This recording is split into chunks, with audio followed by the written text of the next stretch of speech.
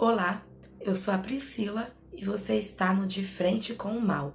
E hoje nós vamos contar a história de Ray Rivera. Mas antes eu gostaria de pedir para você deixar o seu like, porque esse tipo de conteúdo dá trabalho para ser feito, exige aí um trabalho de pesquisa, procurar fotos para colocar aqui para vocês verem. Nem sempre é fácil encontrar fotos das pessoas, nem sempre é fácil encontrar informações, tá? Então, deixa o like para poder incentivar a gente a trazer cada vez mais vídeos aqui para vocês. E também se inscrever no canal e ativar o sininho de notificação para não perder os próximos casos que saírem por aqui. E também nos seguir lá nas outras redes sociais. E agora sim, vamos pro vídeo.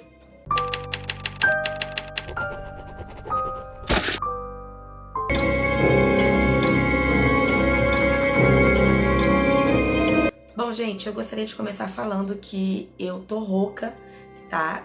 Minha voz ainda tá um pouco estranha, eu tô saindo de uma gripe, então ainda tô me recuperando. E também gostaria de falar que o vídeo de hoje, esse caso, foi sugestão de inscrito no comentário, tá? Então, caso você também tenha um caso que você queira ver por aqui, é só deixar aqui nos comentários que a gente vai trazer em algum vídeo. E o caso de hoje vai se passar em Baltimore, nos Estados Unidos, no ano de 2006, e como eu disse, vai contar a história de Ray Rivera, que na época dos acontecimentos que vão ser falados aqui, tinha 32 anos. O Ray era jogador de polo aquático e ele era uma pessoa muito familiar, ele considerava a família algo muito importante e as pessoas próximas a ele diziam que ele tinha um ótimo senso de humor. E o Ray também era apaixonado por cinema e o seu sonho era ser escritor e diretor, e por isso ele e a sua esposa Alison moravam na Califórnia. Mas infelizmente os roteiros não estavam dando dinheiro e por isso o Ray decidiu falar com um amigo que morava em Baltimore e o nome dele é Porter Stansberry. Porter e Ray eram amigos de longa data, eles se conheciam desde quando o Ray tinha 15 anos e Porter também jogava polo aquático na mesma equipe do Ray. O Porter tinha uma empresa na área de finanças e mesmo que o Ray não atuasse nessa época, ele queria muito que o amigo fosse trabalhar com ele, né? O Porter queria que o Ray fosse trabalhar com ele e ele insistia muito para que isso acontecesse. Então Ray arrumou esse emprego na empresa do amigo, escrevendo boletins financeiros, e por isso, em 2014, ele e a esposa Alison se mudaram para Baltimore. Eles então estabeleceram que iriam morar lá por 2 anos e eles conseguiram se adaptar bem, estavam felizes, conseguiram uma boa casa e também conseguiram se integrar facilmente à comunidade. Em 16 de maio, a Alison teria que viajar a trabalho e estava tudo normal naquela manhã. Ela e o Ray tomaram café juntos, o Ray até levou a mala dela para o carro. Naquela mesma noite, depois de ter chegado ao seu destino, a Alison ligou para o Ray para saber como ela estava, mas ele não atendeu o telefone, o que ela achou bem estranho.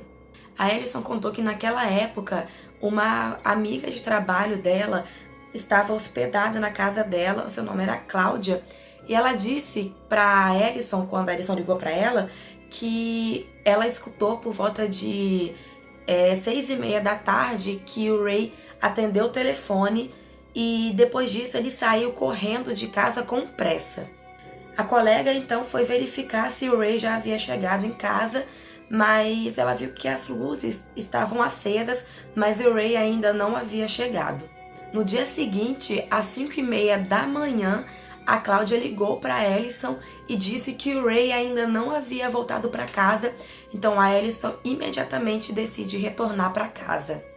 A Alison então ligou para a família do Ray, que na época morava em Porto Rico, para saber se eles sabiam de alguma coisa, mas eles não tinham nenhuma notícia para dar para a Alison.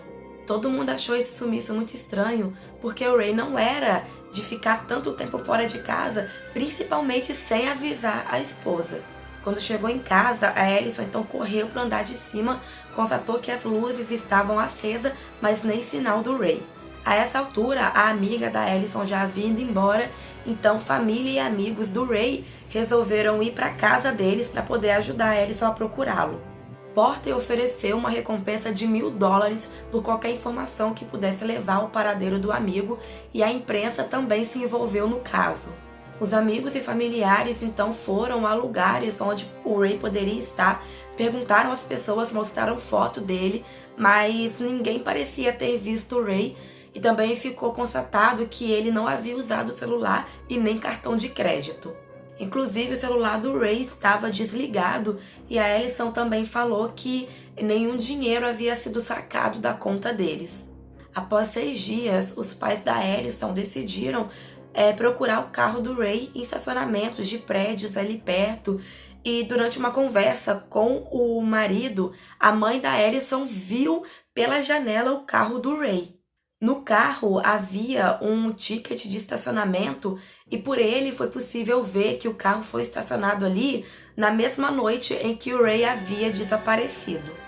Esse estacionamento ficava na mesma parte da cidade onde ficava a empresa do Porter, amigo do Ray, e também empresa essa que o Ray trabalhava, e ficava próximo a um hotel chamado Belvedere.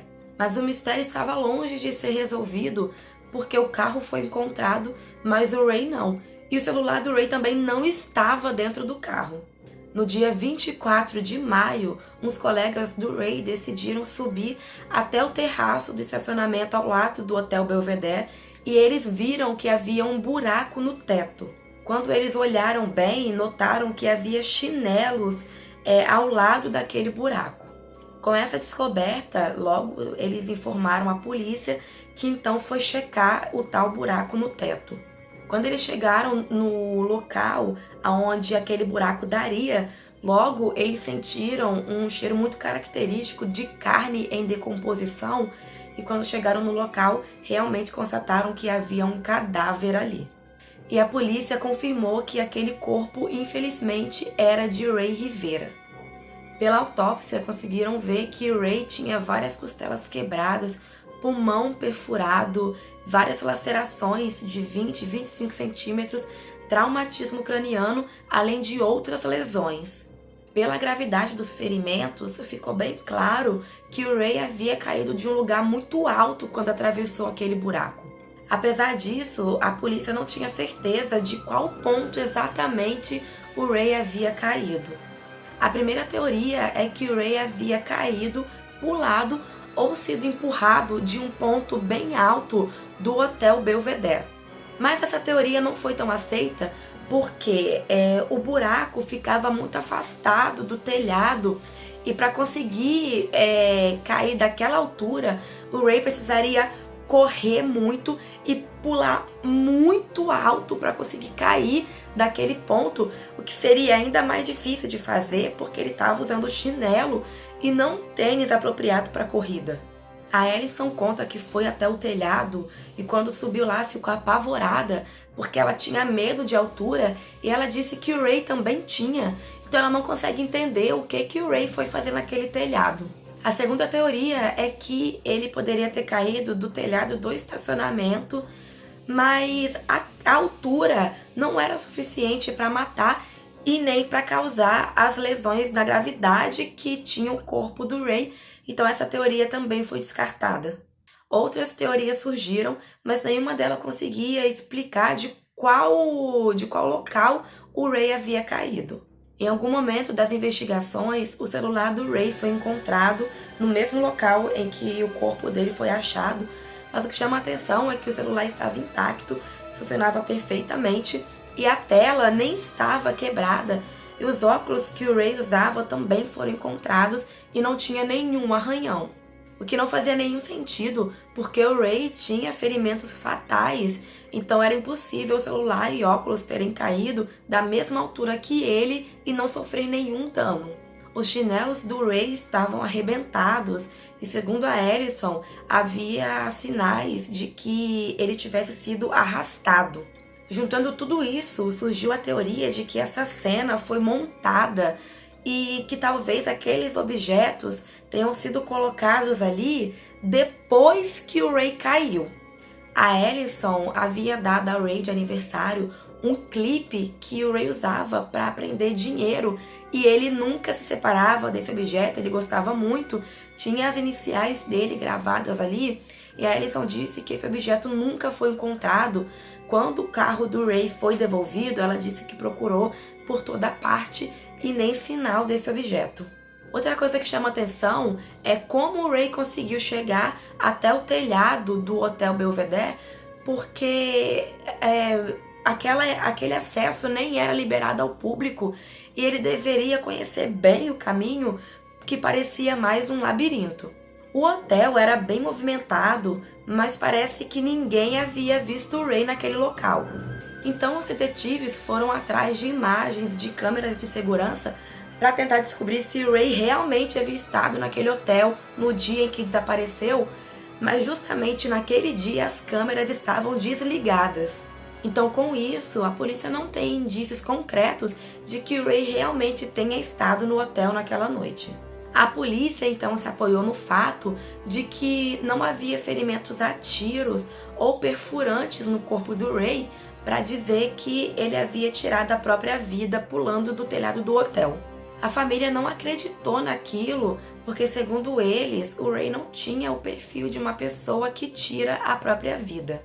Na autópsia do Ray foram constatadas algumas coisas inconsistentes. Por exemplo, a forma como a canela dele estava quebrada. O médico legista não disse exatamente o que era inconsistente, só disse que não fazia muito sentido e por isso ele decretou a morte como causa indeterminada. Quando a morte é dada como indeterminada, não se tem provas o suficiente para saber se a pessoa foi morta ou se ela tirou a própria vida, e por isso o caso não poderia ser encerrado. Um dia Allison resolveu revirar a casa procurando por pistas que talvez tivesse deixado passar, e ela encontrou um bilhete preso na parte de trás do computador. O bilhete começava mais ou menos assim: irmãos e irmãs, nesse momento vulcões estão entrando em erupção pelo mundo. Que espetáculo incrível! Aqueles que a virtude une, a morte não separa. O bilhete também continha nome de várias estrelas do cinema, nome de pessoas que o Ray conhecia, mas a Allison notou que não havia o nome de nenhuma pessoa importante para ele, como o nome dela, o nome da mãe, do irmão, do Ray, e também havia nome de filmes que ele gostava. A Allison então decidiu procurar a primeira frase do bilhete na internet e o primeiro resultado da busca estava relacionado à maçonaria. A Allison conta que o Ray realmente tinha interesse por sociedades secretas e talvez estivesse pensando em escrever um roteiro sobre maçonaria. O bilhete então foi mandado para que o FBI analisasse e, apesar de estranho, foi constatado que aquele não era um bilhete de despedida. Algo que também chama atenção é que na noite que desapareceu, o Ray saiu de casa com muita pressa. Ele entrou no carro correndo, estacionou com pressa. A amiga da Allison conta que a ligação que o Ray recebeu no dia que desapareceu foi breve e que terminou com uma exclamação de "ah", como se o Ray tivesse escutado algo que o tivesse surpreendido.